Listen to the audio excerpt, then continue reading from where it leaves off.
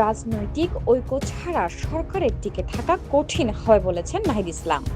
সংবিধান সংস্কার ও রাজনৈতিক স্থিতিশীলতার জন্য জাতীয় ঐক্যের উপর জোর দিয়েছেন এনসিপির আহ্বায়ক নাহিদ ইসলাম। তিনি বলেছেন, রাজনৈতিক ঐক্য ছাড়া সরকারের টিকে থাকা কঠিন হয়ে পড়বে। শনিবার 4 এপ্রিল ওমরা পালন শেষে দেশে ফিরে বিমানবন্দরে সাংবাদিকদের সঙ্গে আলাপকালে এসব কথা বলেন জাতীয় নাগরিক পার্টির এনসিপি আহ্বায়ক ও বিরোধী দলীয় চিফ হুইপ নাহিদ ইসলাম।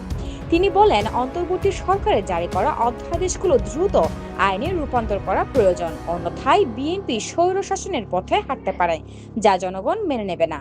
নাহিদ ইসলাম অভিযোগ করেন, বিএনপি গণভোট ও গুম প্রতিকার সহ গুরুত্বপূর্ণ কিছু অধ্যাদেশ মেনে নিতে অনীহা দেখাচ্ছে। এইসব আইন সবার জন্যই গুরুত্বপূর্ণ উল্লেখ করে তিনি বলেন, এগুলো বাতিল হলে সংশ্লিষ্ট কেউই দায় এড়াতে পারবে না।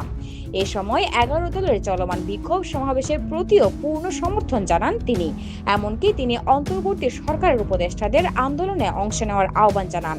নাহিদ বলেন, মানুষের রক্তের উপর দিয়ে আমরা তাদেরকে অন্তর্বর্তী সরকার ক্ষমতা দিয়েছিলাম, তারা আমাদের নিরাশ করেছে। ইলেকশন ইঞ্জিনিয়ারিং করে বিএনপিকে ক্ষমতা দিয়ে যে যার ক্যারিয়ারে ফিরে যাবে তা হবে না।